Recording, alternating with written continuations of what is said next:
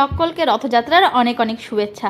আজকে যেহেতু রথ, তাই আমরা চলে যাচ্ছিলাম রথ টানতে, আর মামামকে রেডি করিয়ে দিয়েছি। মামামের ড্রেসটা আজকে দারুণ সুন্দর লাগছিল। তো হ্যালো গাইস, আমি মন্দিরা, আমার একটি নতুন ভিডিওতে তোমাদের সকলকে অনেক অনেক স্বাগত। এখানে এসে তো দেখি রথ টানা হয়ে গেছে এবং রথ থেকে ঠাকুর নামানোও হয়ে গেছে। তো আমরা এমনি প্রণাম করে মেলা ঘুরতে শুরু করে দিয়েছি। এখানে বড় মেলা মিলেছে, তো সেখানে আমি আর মামাম, দেখো মামা আমার কোলে চড়ে বসে আছে। আমরা খেয়ে নিলাম একটু ঘুগনি চপ, তারপরে মোমো খেয়েছিলাম। মামাম এখানে আইসক্রিম খাচ্ছে, আমরাও আস্তে আস্তে আইসক্রিম খেয়েছি। আর দেখো মেলায় আসলে আমার এই লক্ষ্মীর ভাড়গুলোর দিকেই চোখ যায়, কেন জানি না। এবার খাবো পান, শাশুড়ি মাও পান খাবে।